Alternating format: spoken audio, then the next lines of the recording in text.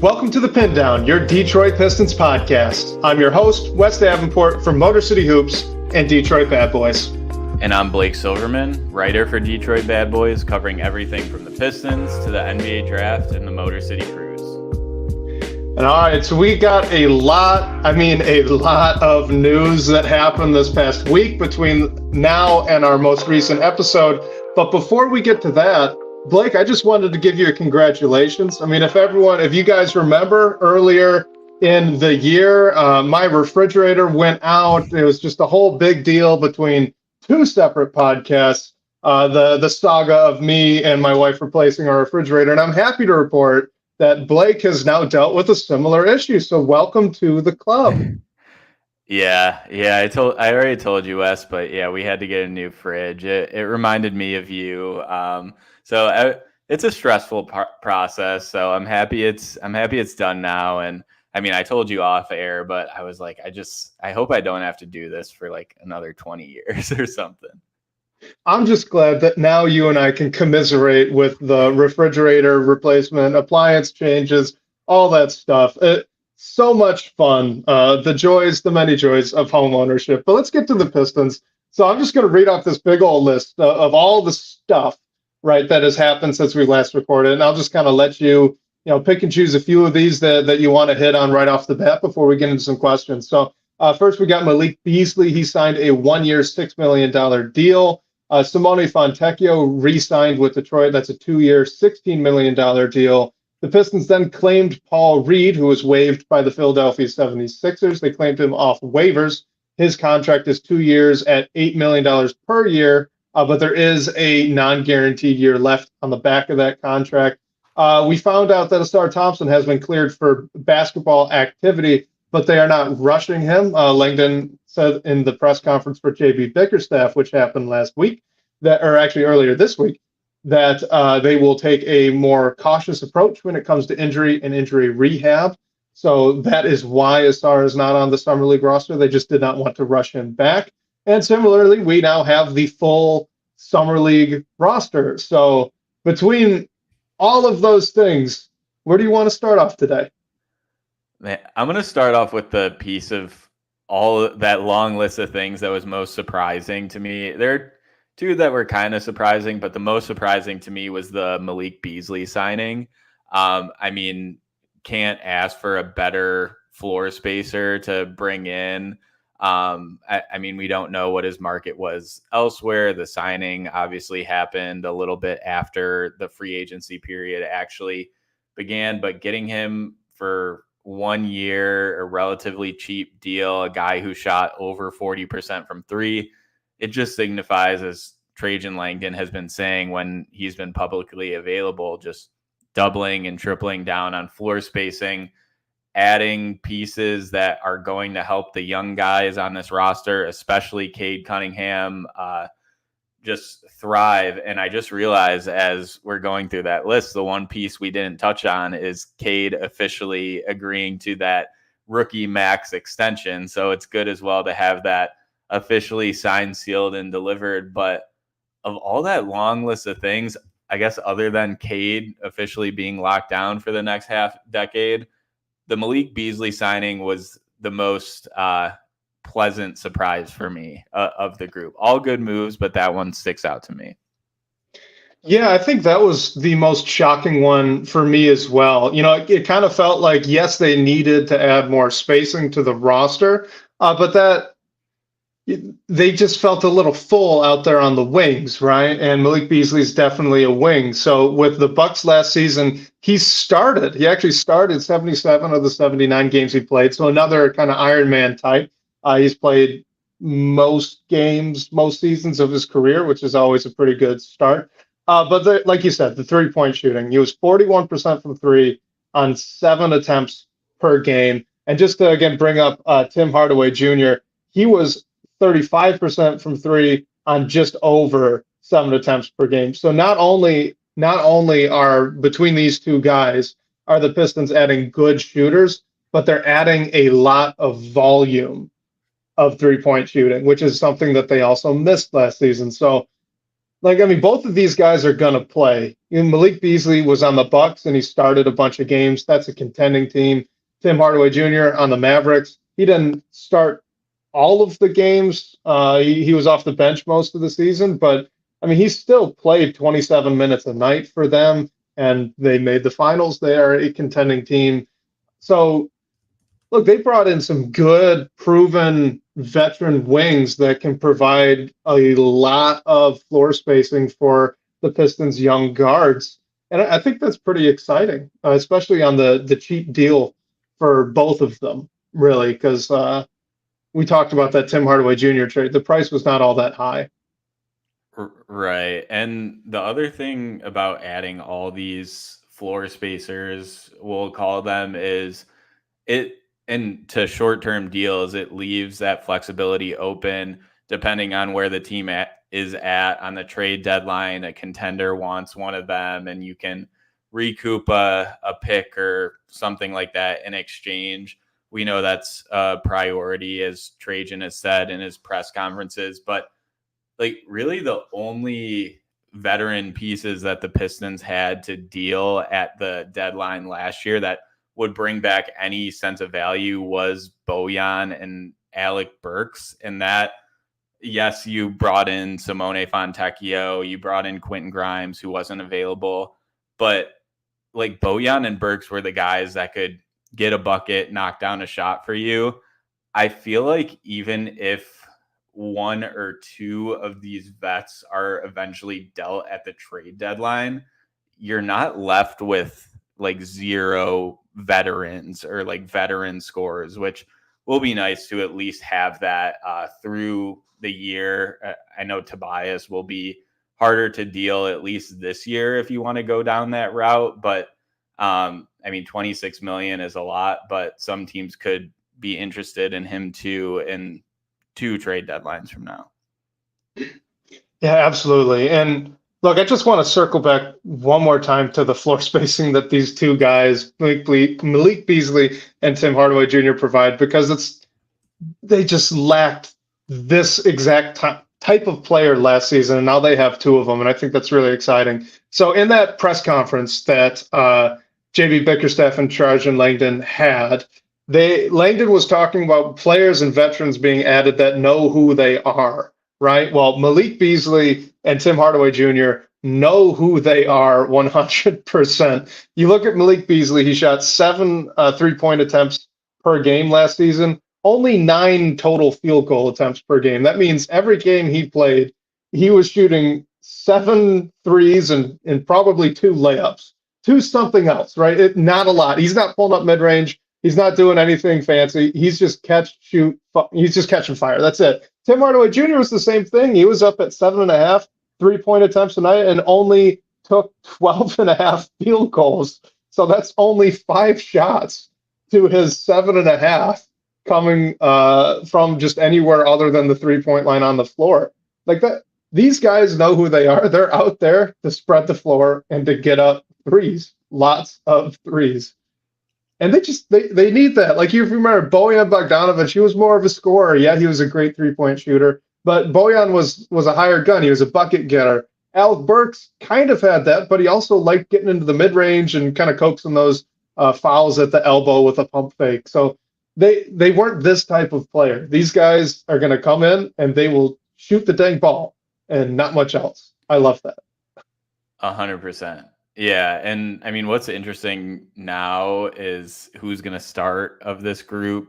Like it's been brought up in the chat. Like Truth Tella mentioned that Beasley's a great shooter, but offers not much else. Like, we know he's not coming in here to play defense. So do you start Malik Beasley for his high level shooting ability, or do you look to someone else that gives you a little bit more on defense? I look through this group and I'm really not sure who's going to be the opening day starting lineup. So that's what I'm interested in now. Like, how is Ron Holland going to fit into the rotation? We get to see him play in Summer League this coming weekend. So that, I mean, we probably won't know that until right up until the season. In JB Bickerstaff's introductory presser, he mentioned that guys are going to have to compete for minutes, which is a great thing for this team. So a lot might change in training camp and leading right up to the last second before the first regular season game. Yeah, absolutely. The guys are going to have to earn minutes this year, and I think that that's a good thing.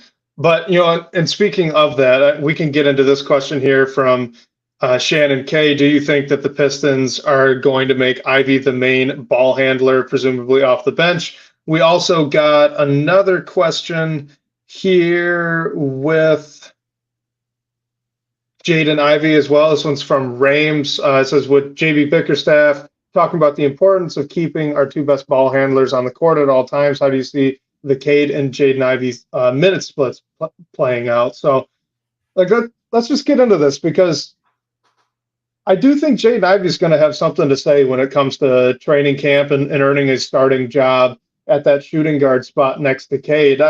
I do think he probably should be getting minutes as the backup point guard as well, but I don't think it's a guarantee that either Beasley or Tim Hardaway Jr. are going to start. It's probably a safe bet that one of those two start, but Jaden Ivey's not out of the running, I would say, for that type of role. And you would be able to set up a rotation with those four guys, the fourth being Cade Cunningham, where Cade plays, 35, 36 minutes a night, what have you, at the point guard spot. Jaden Ivey starts and finishes at the shooting guard spot, and in between just plays backup point guard. You'd probably leave about, anywhere from 16 to 20 or so minutes off the bench for Malik Beasley and Tim Hardaway Jr. Yes, that's quite a bit less than what they played last season for their respective teams. But again, these are veterans that have been brought in to kind of be tone setters, leaders, and fill very specific roles. I can't imagine that they'd be all that upset on short-term deals kind of playing into that sort of position. And, looking at the rest of the roster, I know Ron Holland could play a little shooting guard, but it makes a whole heck of a lot more sense if you shift him up to the 3. Asar Thompson as well, shift him up to the 4. Like, you're kind of pigeonholing Isaiah Stewart at the 5 with Paul Reed coming in. That's something we should talk about in a minute as well. But off the bench, I think it could make sense. I don't think you have to pencil in right now Malik Beasley or Tim Hardaway Jr. as a starter. That's my point.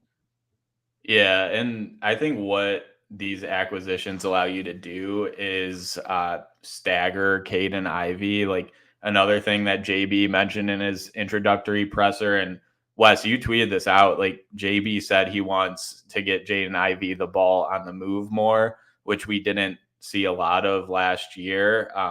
But yeah, I mean, I think that's the perfect philosophy for using Jaden Ivey, whether it's having him run off screens, like curl actions, whatever it is in transition, just hitting him in stride and letting him do what he does best in terms of beating a defender with how quick he is, will definitely help. And yeah, I mean, I think JB also mentioned wanting to have one of Cade or Ivy on the floor at all times. So I think that lets you know, like, are these two going to work together long term? And it also gives Jaden Ivey a little bit more wiggle room when he is out there serving as the main ball handler to see what he can do and just set pace and everything. So hopefully that's what we see when they actually hit the floor. And yeah, bringing in these vets, I think another thing that it does is if Cade and or Ivy are slow out of the gate, we just need someone to come in and get a bucket, hit a shot for you. Like, that's what these guys are going to do. It's just taking some of the load off of them, which they had to take on so much last year, that it's good to see a little bit of pressure coming off of them. Like, defense is another thing, but I think at least offensively, they're not, like, the team isn't going to have to live and die by this, like the Cade and Ivy pairing. If it's not working, you can easily shift to another look. Yeah, and that's such an important point too, because rotations should be variable night to night, especially when you have a team as young as the Pistons are about to be. And what you can now do is like, look, if Jaden Ivey's having an off night, okay, well, shift a few more minutes to Tim Hardaway Jr. or Malik Beasley. If Asar Thompson just doesn't have it for whatever reason, then give even more to Fontecchio or let Tim Hardaway Jr. play some small forward off the bench, right? You can kind of treat these as puzzle pieces that are movable and flexible, and you can fit them in different spots in the rotation based on whatever that specific game requires. Another thing that I was remembering while listening to Bickerstaff and Langdon talk during that press conference was just the few times last season where the Pistons needed to win a game. Obviously, most of the games after they had lost 10 in a row on a losing streak that ended up getting to 28 would have been great if they could won any game within that span, right? But there were other nights too where the pressure wasn't as high, but you could just kind of tell that Monty Williams had decided we need this one for team morale or whatever reasons that they were. And he leaned more into, Burks, Bojan, and whatever other minimal veterans they had on the roster, but it wasn't good enough. You couldn't do it. Whereas now, I think you look at this roster, and if there's a night where you absolutely just feel like you need to pull out a win, well then, great. You've got guys like Fontecchio, Tobias Harris, Malik Beasley, and Tim Hardaway Jr., who they can get you a win. Like they actually are capable. There's enough of them, and they're talented enough where they can go out and win you a game on any given night just by one of those guys getting hot, or emphasizing all four of them, playing them big minutes in the rotation at the expense of one of the other young guys, just so that you could get that win that evening. And that's important. That's the stuff they weren't able to do these past few seasons of this rebuild. They now can, and I think that's going to be huge. Yeah, and especially I think on when I was listening to you guys like Bryce Amari and Sean Windsor on the Pistons Pulse, there was some talk about who's going to actually close the games, which is more important. It's just like we don't really know what that's going to look like, and whoever's starting can tell us that. But if the Pistons are in a situation where the shot clock's off, they need a bucket to tie or get the win, now all of a sudden you can put in your shooters. Like you can have Beasley, THJ, and Tobias on the floor. And I mean, I'm assuming Cade will be on the floor as well. Or Ivy, whatever it looks like on that night, if anyone's in foul trouble. And all of a sudden you have 2, probably 3 guys that can be on the perimeter that you can look to, and whoever's open gets the look. I think all of them are capable of making shots in those scenarios, which last season you didn't have that. So I think it'll be huge, just whether it's Jaden Ivey who's driving and is looking for a kick out. Same thing with Cade and all the attention he gets. I just think there will be a lot more options that you'll trust a little bit more to hit a big shot for you, which in turn takes just the pressure off your young guys that you want them to see wins and build confidence and everything like that. All right, so we got a question here from 3 Championship Drive, which I know is our guy, Lance Caprosi. So welcome, man. Love that you're tuning in. Always appreciate your thoughts. But he wants us to talk about B-Ball Paul Reed, which I was unaware was his nickname, but that's a pretty dang good one. Wes. I didn't know. How was I supposed to know that? I don't follow the 76ers closely. Where did he get this nickname? Give me the background. Come on. I don't know where it came from. I have just been aware of it, and it's just a great nickname. So it kind of stuck in my head. And yeah, he's been one of those guys that had some pretty like outlandish old tweets, like dug up with it. Nothing like crazily bad, but like just funny stuff. And it's just like there's a legend of B-Ball Paul, and he's also like he's had some crazy plays where he's randomly showed off like a handle like similar to that Mason Plumlee play for the Pistons a few years ago. The nutmeg, yeah. Yeah, so I don't know. I don't know where it came from, but it's a good nickname, and it's definitely with him wherever he goes. It is a fantastic nickname. I gotta give. This is just the first I've seen it, so I was a little surprised. But all right, B-ball Paul. Does he make Isaiah Stewart expendable? Does he make Jalen Duren expendable? We got a question from Sharon K just about potentially trading Jalen Duren more generally. So, what did you think about this waiver claim here, which is not actually something we've seen the Pistons do, I believe, under Troy Weaver at all, to my memory, which that doesn't mean anything. It's just kind of an interesting note. This is the first waiver pickup we've seen in like 4 years. Yeah, and I think waiver claims are fairly just rare in general. Like they happen, just not a ton. Like a lot of guys who get waived, it like clears their contract out and everything. And I mean, where Reed is in his career, I think he's on an affordable deal and it's non-guaranteed. Like we brought up, the interesting thing with how he fits into this big rotation is he's 6'9". Like, so you have Isaiah Stewart, you have Jalen Duren, who's a little bit bigger, but like they're all playing the fives, but you don't have that guy. Like you don't have a 7-foot plus guy, which I mean, you might just want to have that length near the rim, another lob threat, whatever it might be. I don't know if the acquisition of Paul Reed necessarily makes Isaiah Stewart more expendable. I think you just have a couple, maybe a few guys who are in that tweener phase that aren't like, don't have the traditional 5-man size, but that's the position that they play. So I'm interested to see what Paul Reed's role looks like on that team. We talked about like he might be a little too good to be that third big and not really get any minutes, but I don't know. I feel like there just has to be a way for him to get some minutes on this team. I mean, he started in place of like Joel Embiid last year, and he had career highs pretty much across the board because he got more minutes and he's a good defender. So I think you find a way for him into the rotation. It just makes it awkward if you want Isaiah Stewart to be your backup 5. I know we've heard Isaiah Stewart in trade discussions a little bit. I just feel like that's something that we're not going to know how serious that is until a trade actually happens, obviously.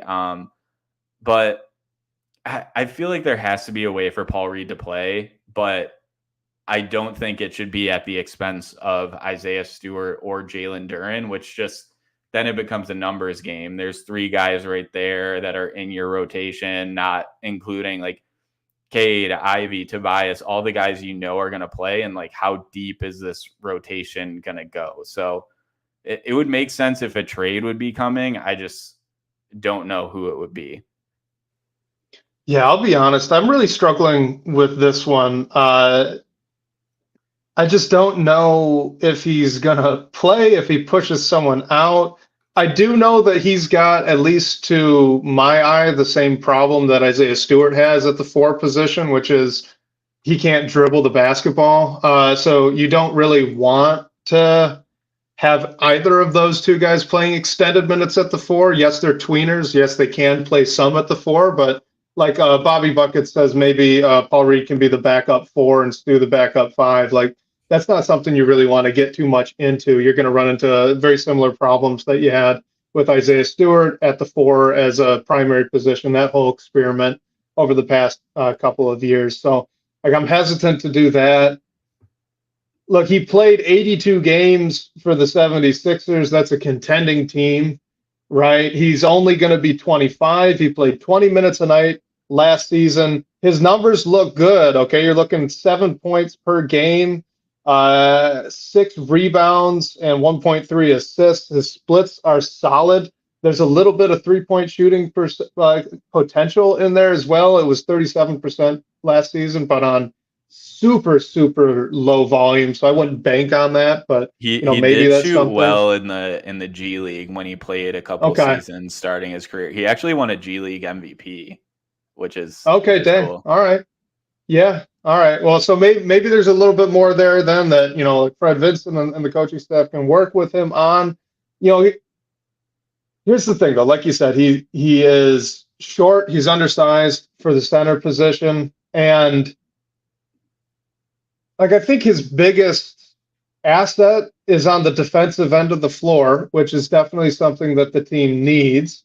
He actually averaged more blocks per game in 10 less minutes than Jalen Duren last season. He averaged almost a half additional stock per game as well. Again, in 10 less minutes a night. Like he's a good player. If the Pistons did not already have Isaiah Stewart and Jalen Duren on the roster, I absolutely would be looking at this as a guy that was underutilized on a contending team that maybe could kind of blossom here in Detroit, has the potential to do that given his age and given the production that he's shown on, frankly, a pretty big stage. The problem is that they already have Isaiah Stewart and Jalen Duren, who have both played more minutes in their seasons than Paul Reed averaged at any point during his career. And they're not old, right? Paul Reed is actually the oldest of this crew. Jalen Duren, I think, is going to be 21. Isaiah Stewart's 23. So Paul Reed's got those guys by 2 and 4 years. I have no idea how this is going to shake out. I can't square it. Yeah, and Bobby Buckets brings it up here. Like, it's a good thing for competition. That's how I can make the most sense of it, because when free agency started and we're making these moves to acquire your floor spacers, like you're definitely addressing shooting, but not don't have a super high priority on the defensive end in terms of the transactions that you're making. Like if you're just bringing in Jalen Duren and Isaiah Stewart into training camp as your bigs, like that both of them are going to play, but adding Paul Reed into the mix, he's going to certainly test Jalen Duren defensively, and him and Isaiah Stewart play similar roles. Isaiah Stewart's a more proven shooter. And yeah, YouTube user brings it up too. Like injuries happen. So if one of these guys has to miss a few games, you easily have your replacement. And also I think there's an element of it as to the bigs that were available on the free agency market got snatched up really quick. Like Isaiah Hartenstein, Nick Claxton, all got much bigger contracts than any of these guys have. So you didn't want to commit to someone like that. I think Paul Reed was definitely the best option once he was waived by the 76ers, and the waiver claim might have just been wanting to go and get him. So no one else could. And yeah, it's just strange because I don't think Paul Reed is like a break glass in case of emergency guy like James Wiseman ended up being, or like Taj Gibson was when he was brought in.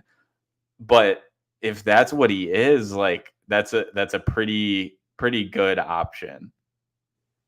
Yeah, and so here's the other thing that I want to run by you that I've just been struggling with since Paul Reed had been claimed, and that's that. Okay, so if we can imagine a world where the Pistons hadn't drafted Jalen Duren, so right now the question is just who would you rather have playing more minutes, Isaiah Stewart or Paul Reed? I would probably lean towards Paul Reed, okay, because he's a better athlete and he's a more vertical defender, even though he's about the same size and has about the same wingspan as Isaiah Stewart. So yeah, Isaiah Stewart can shoot the ball better, but Paul Reed is a little bit better of a lob threat. And I know this isn't the end-all be-all, but I just looked it up. Isaiah Stewart played 31 minutes a night last season, only 27 dunk attempts, whereas Paul Reed, again, we were talking 19 minutes per game last season, and he had 53 dunk attempts. So again, this not the end-all be-all, but he's a better athlete. All right, he has a little bit more vertical pop, and I think that would be more valuable in the starting lineup. However, if we just look at off the bench, which type of player would you rather have kind of doing that third big, plays both the 5 and the 4 a little bit role? I would rather have Isaiah Stewart because he can shoot the ball better. And I think he's a little bit better as a switch defender, which would be really valuable if he's going to play down a position for any minutes. So it's one of those we're I don't know what to make of that. Even just comparing him to Isaiah Stewart, depending on the role that you're going to put him in, my answer to which I prefer changes. Yeah, and there's an element to it. I think if you're comparing those two, like Isaiah Stewart's a guy that not the leadership now, but the organization drafted and already committed to for an extension, not anything close to a max extension, but he is a guy that you signify that you're committing to long term. Whereas, I mean, maybe like Paul Reed, he's probably not that guy, but if you want to go down that route, like maybe he does shine in a different scenario. But I would almost lean towards Stu getting the nod in that instance, just based off that. And yeah, Lance also brings up the Paul Reed's contract. We talked to our guy Kyle Metz, DBB, who's fully on, like, knows a lot more about the salary cap than Wes or myself. And Paul Reed's contract is still non-guaranteed after he went through waivers. I believe the guarantee date for the season is January 7th. And if it gets through that, I believe the next season is still non-guaranteed, probably until the same date. So, like, I don't know if that means, like, I'm assuming the Pistons are just, like, he's going to be on the roster and you're going to guarantee his money. Like, you have the cap space to do it. But if something happened, like Paul Reed, if you had to again waive him, I don't think it would be counted against you. It wouldn't be like dead money or anything like that. Yeah, I mean, it's definitely Bobby Buckets just said it. It's definitely a pretty team friendly deal. It's a low risk pickup here for the Pistons. So I just want to read this off because it's interesting, and then I'll let you react, and we'll move on to another question. But I just want to read off the per 100 possession stats for Jalen Duren, Isaiah Stewart, and Paul Reed because they're all shockingly close. So Isaiah Stewart, excuse me, Jalen Duren per 100 possessions, 22.8 points, 19.2 rebounds, and 2.2 stocks, which is steals plus blocks. Isaiah Stewart, 17 points, 10.3 rebounds, and what would that be on stocks? That is 1.9 stocks per game. All right, so not in the same category rebounding wise, but still an effective player. Paul Reed, 18.6 points per 100 possessions, 15.1 rebounds, and here's the real separator and why actually maybe you're right and he's definitely going to play. He would average per 100 possessions 4.7 stocks per game. That's 2x what Duren and more so what Isaiah Stewart did last season. So yeah, I'll let you react, but I don't know what to make out of that, but it's interesting. Yeah, I pulled some of some defensive stats for Paul Reed from cleaning the glass, and he had a block percentage of 2.9, which was 85th percentile among bigs last season. Steal percentage of 1.7, which was also 85th percentile. And in prior seasons, his steal percentage was in each of his 3 years. He didn't play too many games his rookie year, but it was still between the 98th and 100th percentile among bigs. I mean, maybe a little bit skewed just because he's not playing as many minutes. And when you get steals, that brings your percentage up and everything like that. But he's clearly a good defender. And even though he doesn't have the size, he still makes an impact from, like, both of those numbers last season put him in a fully different category compared to Stu or Jalen Duren. It's not those numbers with a grain of salt because playing in a different role, but he is a big who's going to defend, which is a need that this team needed to address. It's a little wonky just because of his size, but at least you have that guy that you can go to and someone that you're like Stu and Jalen Duren can learn from or take stuff from him. Or if one of those guys is out, you can look to and be like, all right, like Paul Reed starting tonight, and it's not putting you in a bad position. For sure.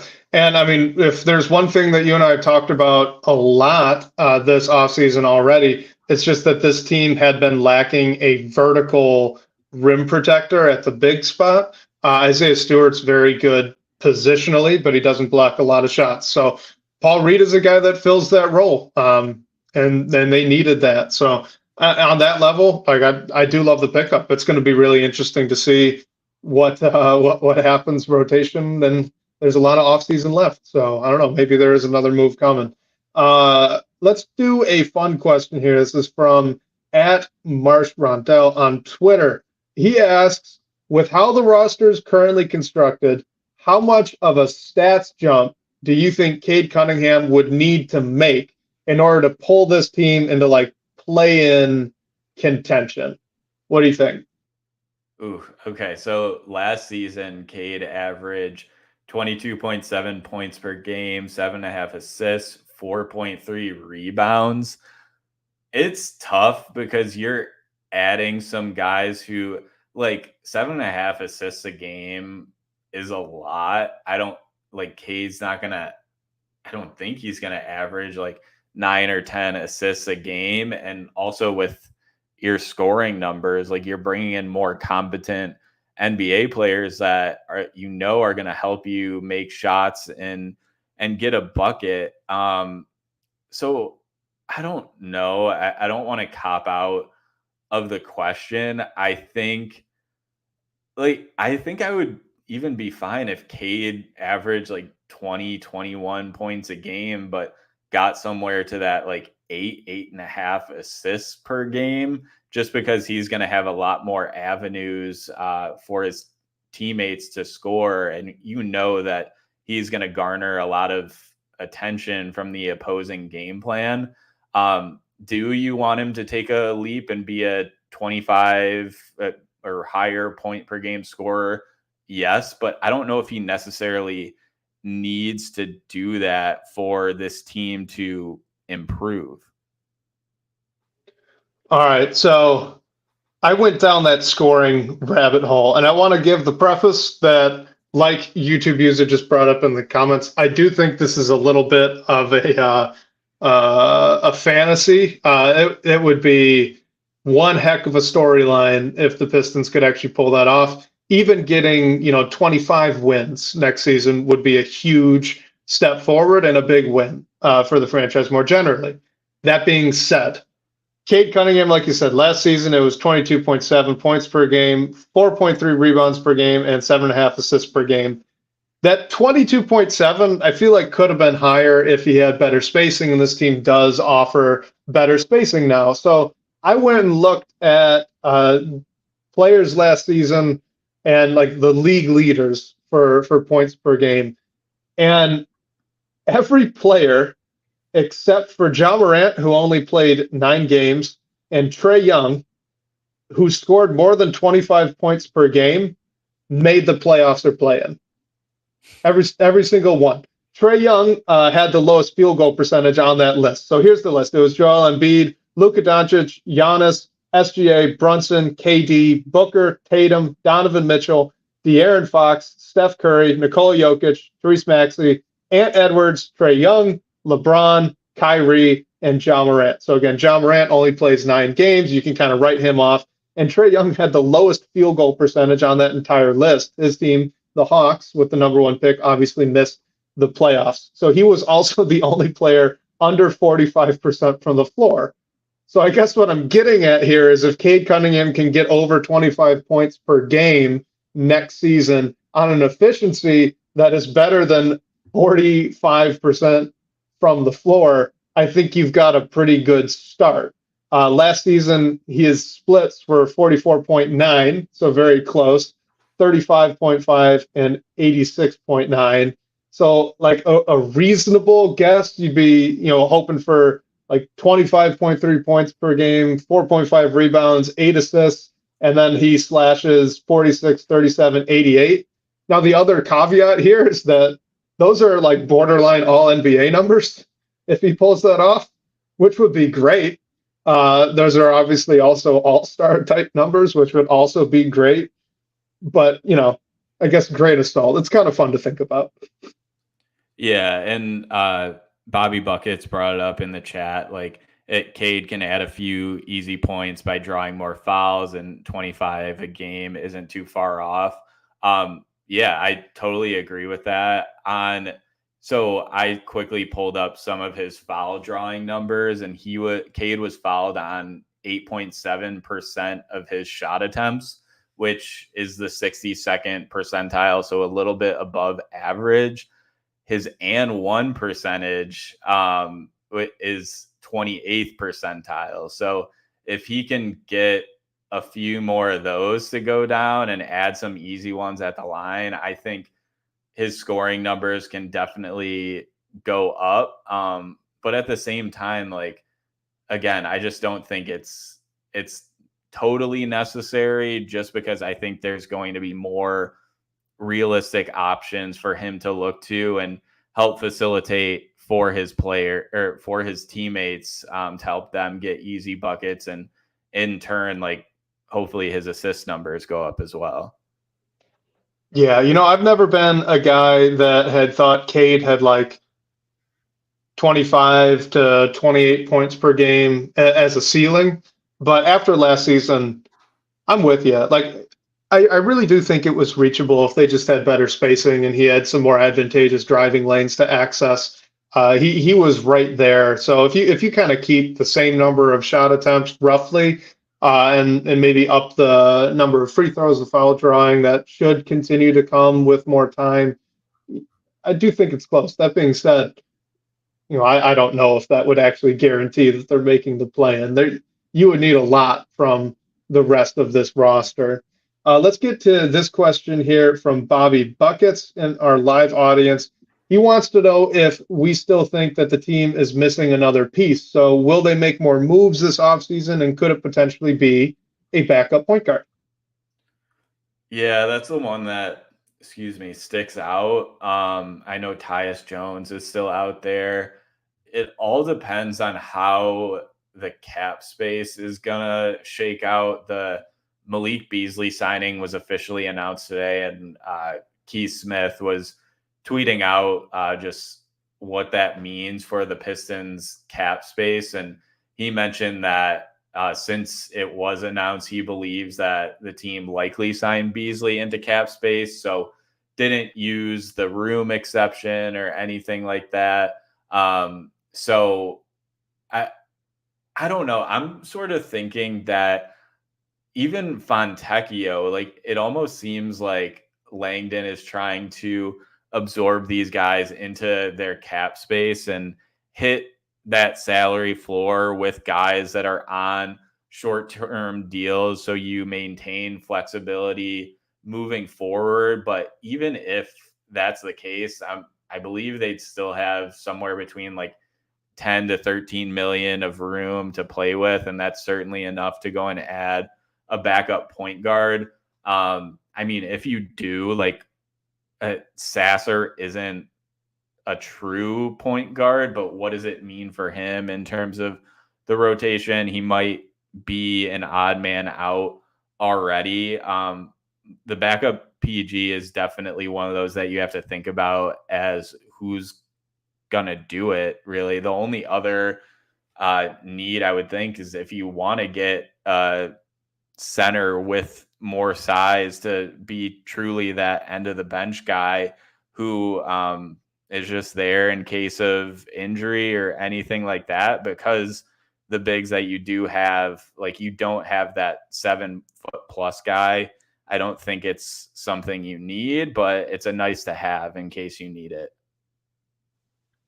Yeah, I think I'm with you. I would likely prefer focusing on the front court still with any further moves. The size is a bit of a concern, and then really only having Paul Reed as like your quote unquote big shot blocker outside of hopefully Sar Thompson. I do hope that he can take a step forward in that way, but it does seem a little thin in terms of defensive bigs with just the two of them.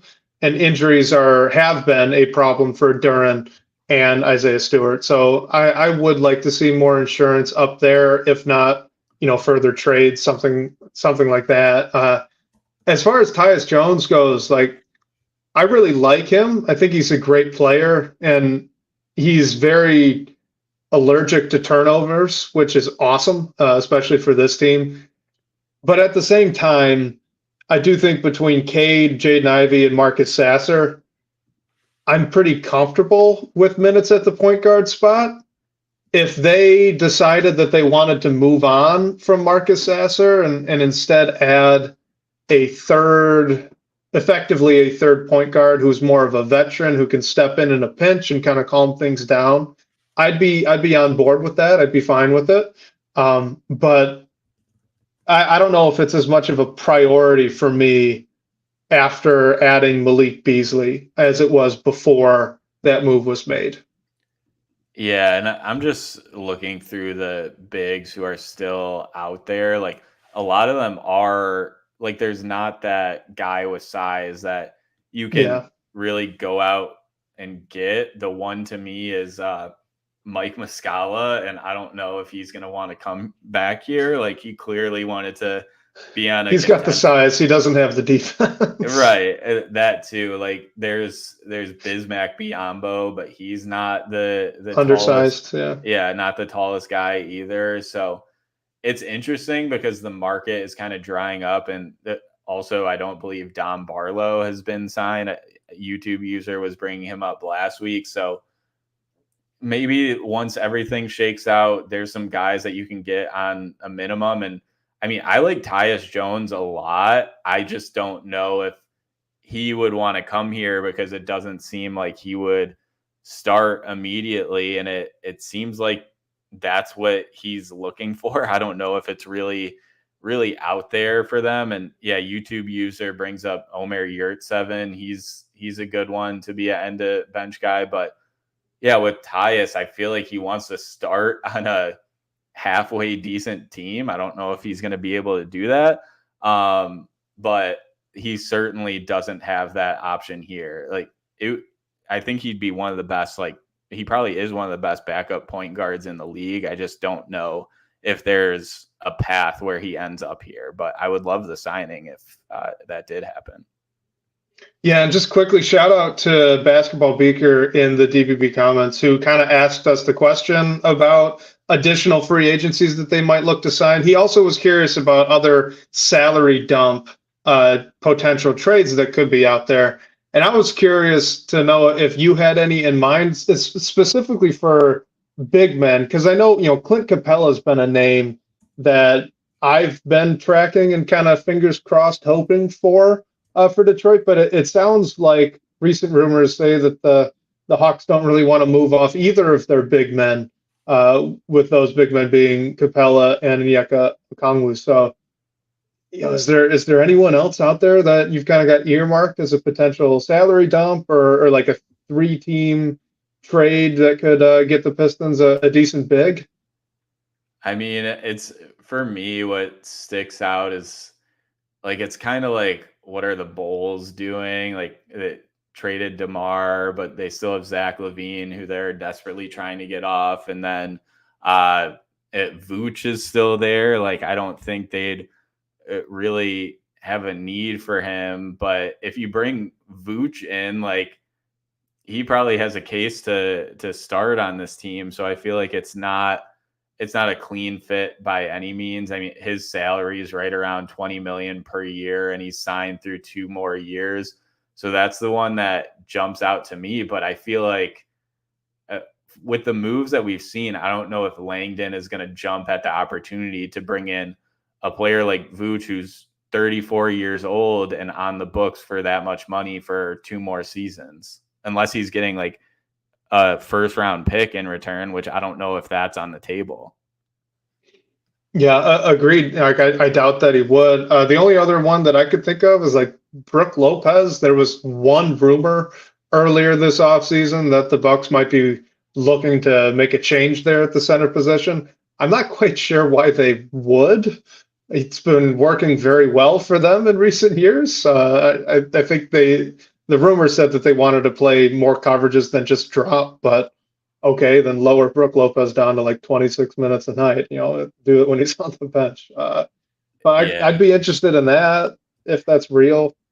And then like there's Portland, especially after they drafted Klingon. Like it seems like Rob Williams is the one that would most likely be sent out. But if these transactions have told us anything, it's that health and being available is a huge priority. And Rob Williams definitely has not been that. He's on the books for less money, $12.5 million this year, a little bit more than 13 next year. But that's another one too. I just don't know if that's the perfect guy that you're trying to bring back in a trade, but I don't know if the perfect guy is out there, honestly.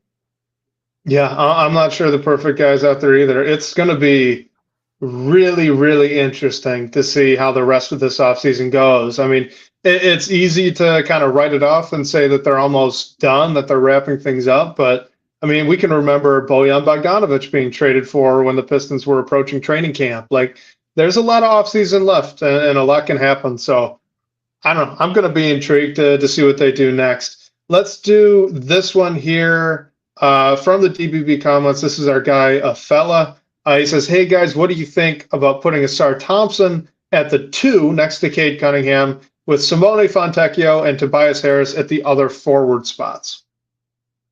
The issue is like, what are you doing at the 5? Because if Jalen Duren's there, like Wes, do you think you can play Asar and Jalen Duren together and next year?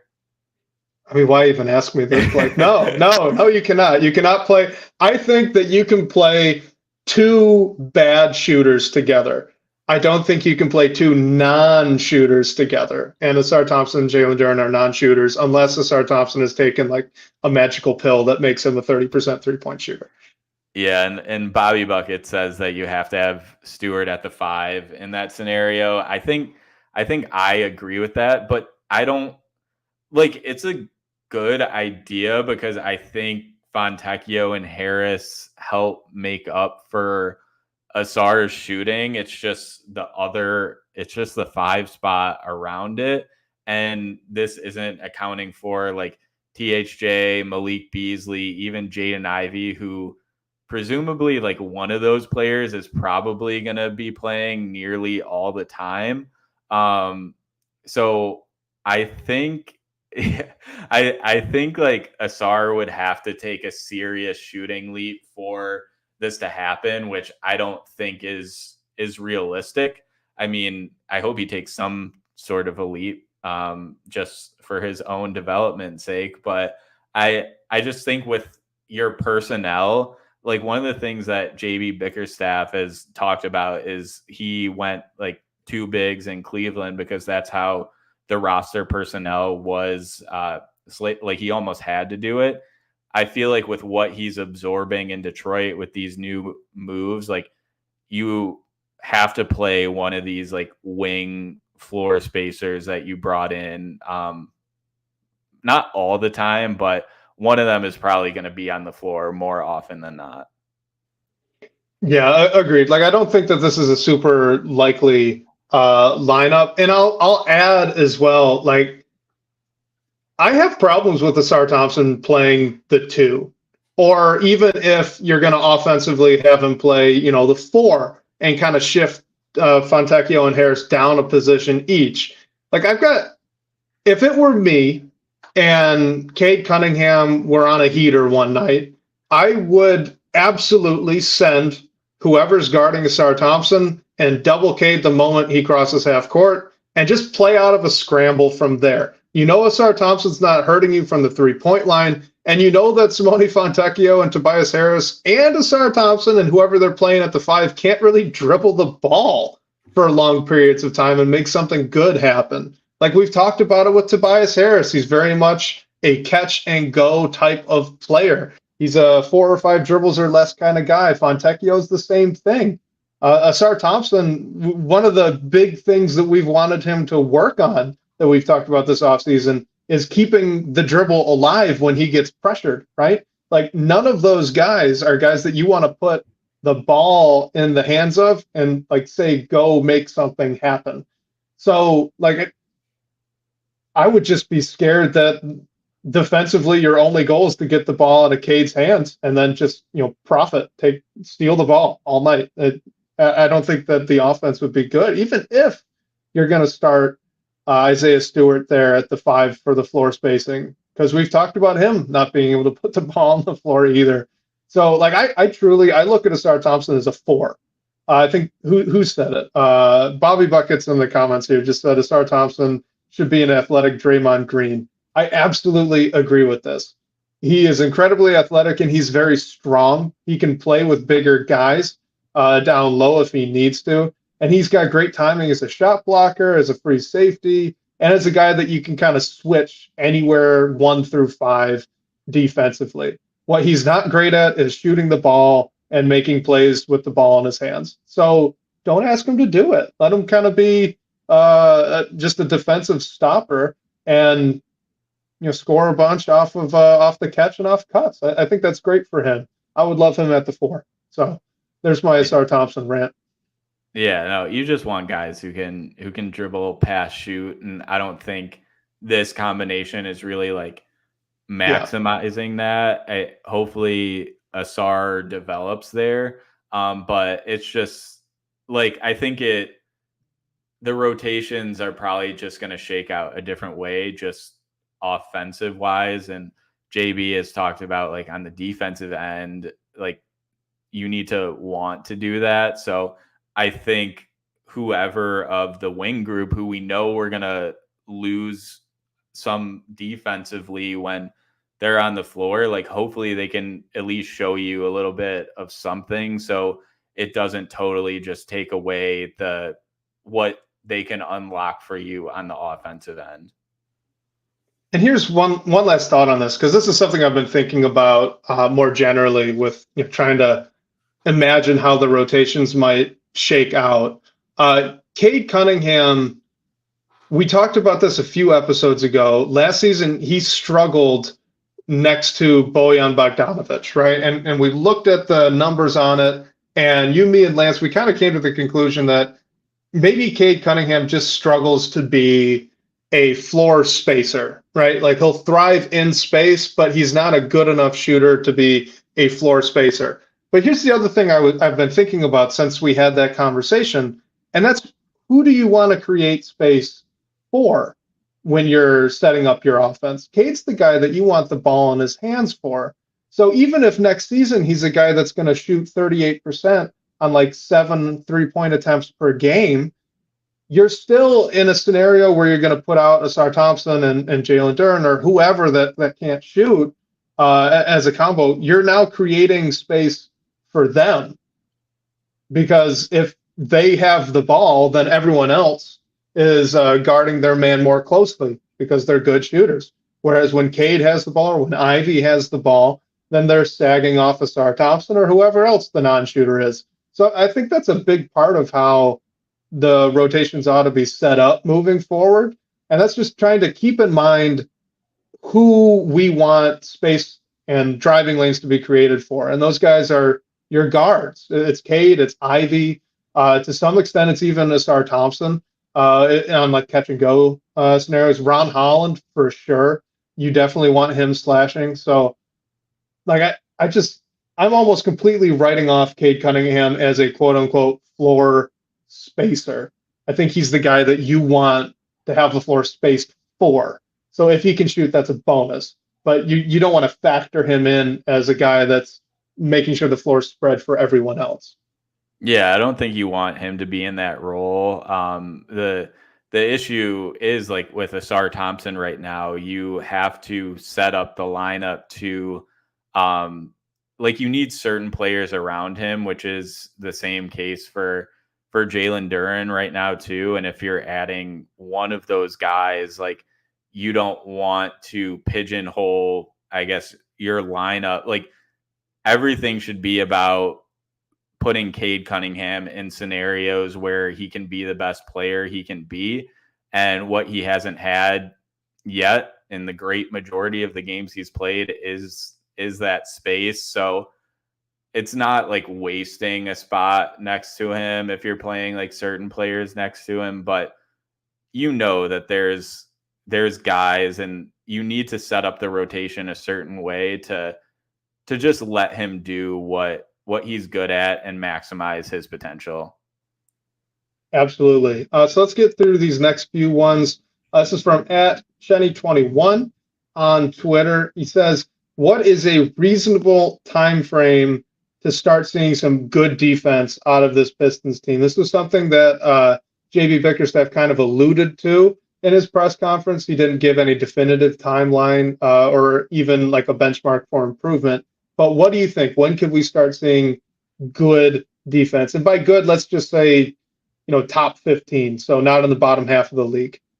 Oh gosh. Yeah. I feel like because like the Pistons aren't committing to any timelines, like I can't really do that either.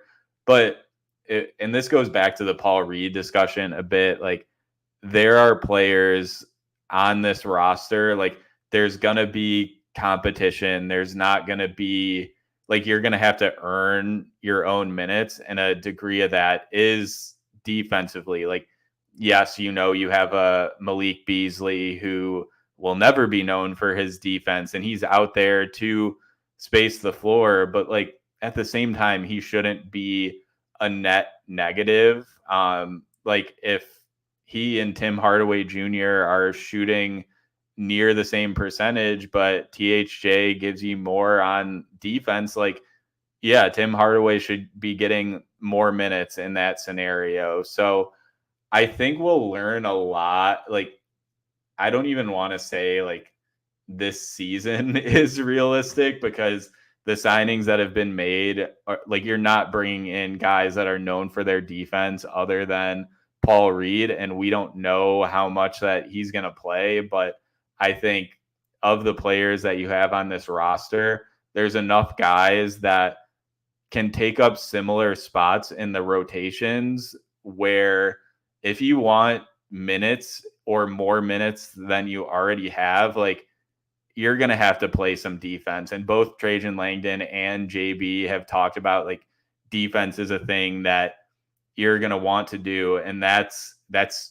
easy for us to see watching the games. It's so much easier for them to see as they're sitting where they are at the games. They're going through all the practices. So I think you need to keep like a close eye on how the minutes that all these guys are getting, like, out of the gate. And hopefully if someone is a total liability on defense, like, we see those minutes go down just because of that fact. Yeah, I do very much hope that, like you said, there's some more defensive accountability on this team. And KDA in the live comments kind of mentioned that Bickerstaff said in March we should recognize that the team is playing quote unquote Detroit basketball. But like when he said that, he wasn't saying that they're going to look like the bad boys or the going to work team. I think he meant more in the sense of the team will have an identity established by then.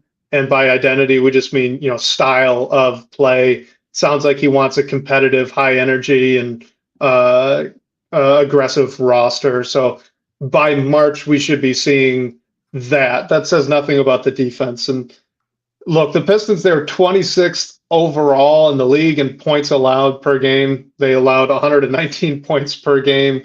They were 9th overall in pace. So, theoretically, if they slowed that down, they could get that other number to drop down, but that doesn't mean they're a better defensive team.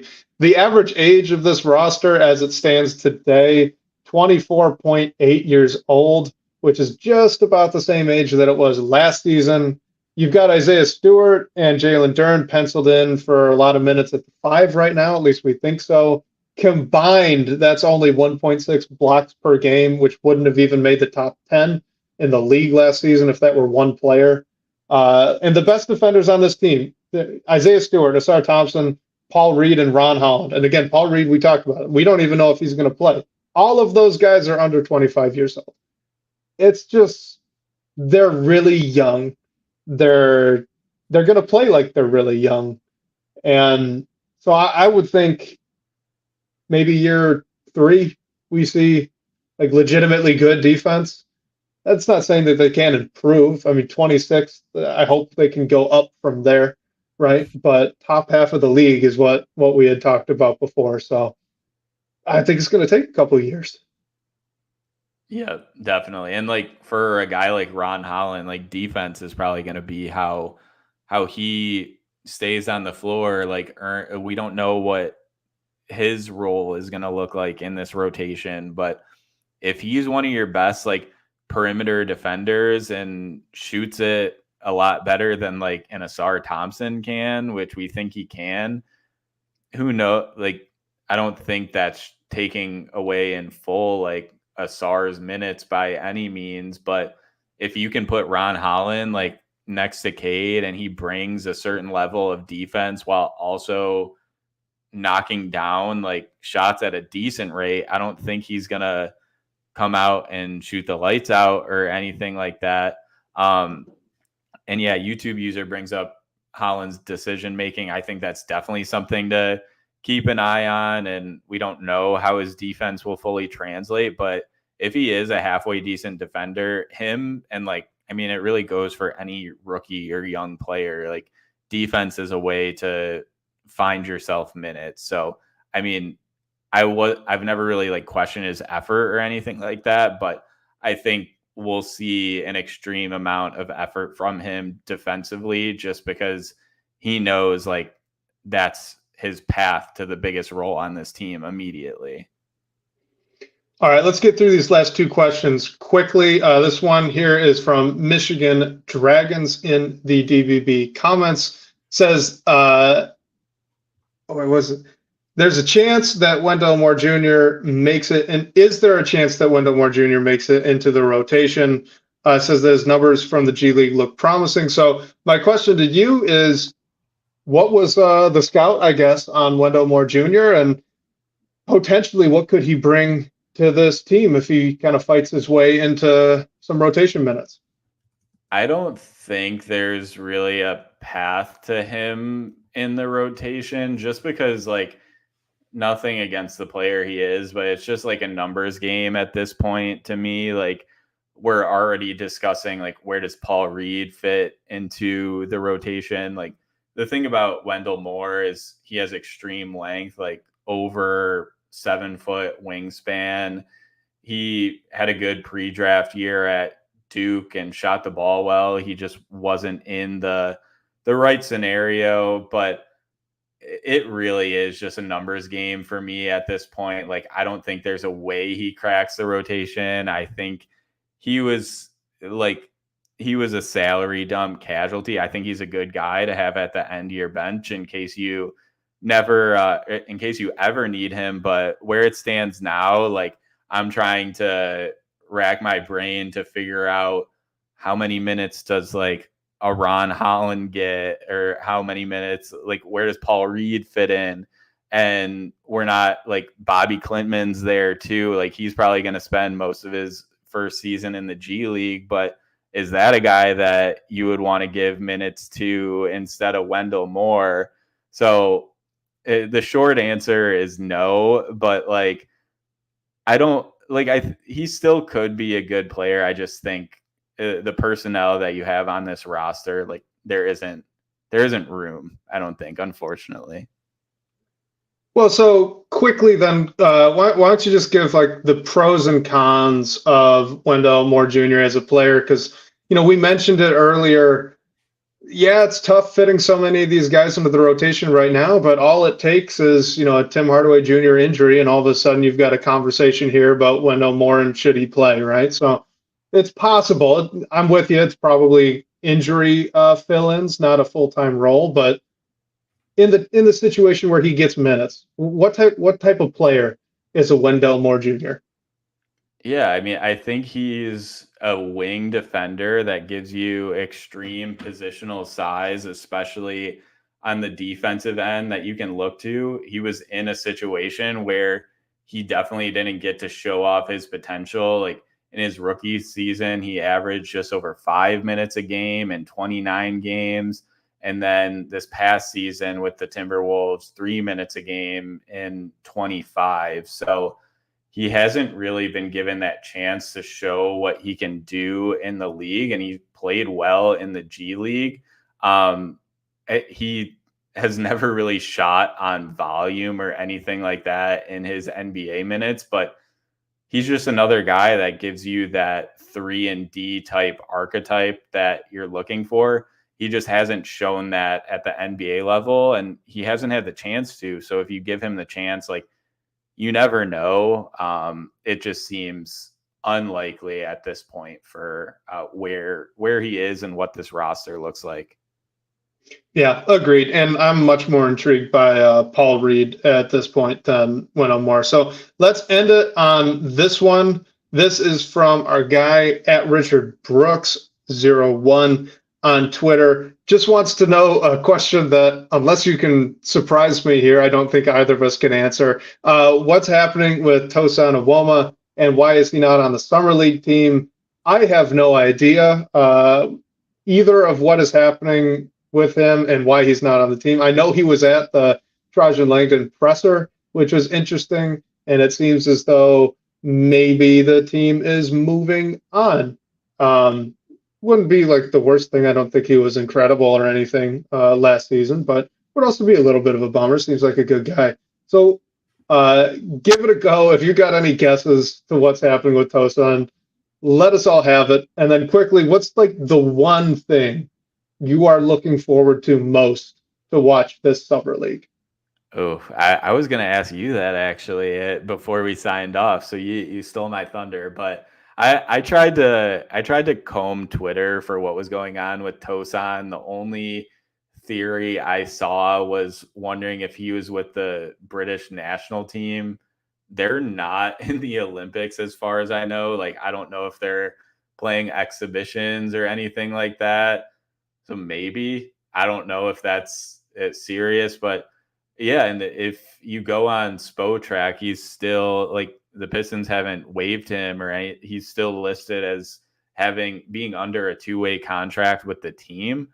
So unless he has something going on that we aren't aware of, the only thing I can think of is if some sort of injury thing happened, kind of why Asar is being held out, but we don't know anything like that. So I'm not sure. I do wonder if he'll be a 2-way guy for the Pistons next year. Like he is currently, and I believe they just have him and Dennis Jenkins. So that's just 2 spots, and they held one open pretty close to the season last year and ended up giving it to Stanley and Moody. So I could see them doing that. I mean, I hope Tosan at least takes up a 2-way spot. He's very versatile. I thought showed some flashes in the minutes he got here. He also got that 10-day with the Grizzlies. So I hope he's still around. Why he's not playing in Summer League, I don't know. Maybe at some point we'll get the answer. But yeah, I would have liked to see him in that setting. What I'm looking for in Summer League, I mean, it has to be Ron Holland. Like, I was thinking of going outside the box and something with Marcus Sasser or Bobby Klintman. I also don't want to overreact if like Ron Holland doesn't shoot well in Summer League. So I think it has to be if Ron Holland is like given the ball and just told to make things happen. Like, I'll be keeping an eye on it, the decisions he makes, if he makes any silly turnovers, stuff like that. I think that's one thing schematically and just like process wise we can keep an eye on. But with the Summer League roster that we have, I think Ron Holland is definitely the storyline for the Pistons coming out of it. Yeah, I agree. Like, I'm just looking to have fun here. So I think Ron Holland is going to be entertaining. He's the type of player that usually excels in these kind of pickup game style scenarios. He's incredibly athletic. He's got a fairly good handle, and he's very good at creating space. So pair that with his size for the position that he plays. Like, I think that Ron Holland will be entertaining to watch in the Summer League. I am really intrigued to see some of what Bobby Klintman has to offer, though. Less so the 3-point shot. I just kind of buy that implicitly at this point. So I wonder if he can do anything with the ball in his hands, if he can make something happen there, show that he's a little bit more of a natural natural forward, I should say, more so than like a pure big. So those are the two things. I'm looking to have a lot of fun watching Ron Holland hopefully get a few posters. Like let's have some fun. It's summer league. I think he can really like have a great scoring affair through summer league. Like For sure. I don't know. I feel like he's more than anyone like poised to just dominate the league because he already spent that season with the G League. There's going to be a lot of G League players playing in summer league. And over the full season, he averaged 19.5 points a game in that setting. So I don't know. I think he can be exciting. If he's not, it's definitely not hit the panic button or anything like that. And yeah, man, Pistons talk brings up Jace Johnson, who I love. There's a few Motor City Cruise guys on the roster from last year. Johnson, Devin Higgs, and Sam Peake. So I'm happy that those guys are still around. But Ron Holland's the guy. I really think he can take over and give fans something to talk about and be excited about. And Blake, I mean, have we considered that the summer league might actually offer a more structured environment for Ron Holland than the G League last year? With how much of a crap show that was, to be to censor myself. Yeah, no, I'll be interested to see if he's like handling the ball. I mean, I think it's an opportunity to let him do that where he's not going to see nearly as much as he did in the G League with the Pistons, but you can let him do that, or maybe you play him more off ball and stuff like that. But no, his name just sticks out, not only on the Pistons roster, but I think through any summer league roster as a guy who can really see success in the couple weeks. I mean, again, if he doesn't, no big deal. Take things from it that you want to see him improve on, but definitely nothing to panic about. Absolutely. So we're going to wrap it up there. Everyone that is tuned in this evening with us live, we appreciate you guys. Thank you so much. And please, do like, subscribe, leave a comment, write a review, all that stuff. It really does help us out, helps us grow. So thank you to everybody. And Blake, take it away. Yeah, just going to echo you, Wes, because we're really bad about reminding people to like and subscribe. If you're watching on YouTube, please press the subscribe button. We're trying to get to that 1,000 subscriber threshold on the DBB YouTube channel. We have some work to do, but we're closing in on it. So if you could go ahead and press the like button, the subscribe button, we'd really appreciate it. Reminder, I don't know if we got any voicemail questions this week, and we didn't. No, you guys made it easy for Blake. This is going to be the first episode that Blake's going to edit himself. So when you're writing reviews, actually, make sure to give him editing notes as well. But you made it easy for him. No voicemails this week. Yeah, Wes is our editing guy, and Wes will actually be across the pond next week. So I'm taking the reins from him for a few weeks so he can enjoy his trip, but still dedicated to record. So you'll still have him on the show. Please feel free to call our number to ask a voicemail question, hear your voice on the show. The number for that is 313-355-2717. Special thanks to our guy, Sean Court, managing editor of Detroit Bad Boys, for always supporting the show. And shout out to you guys for all the great questions and talking points tonight. We'll catch you next week, whether on your commute or live with us here on YouTube. We can't wait to talk more Detroit basketball with you all.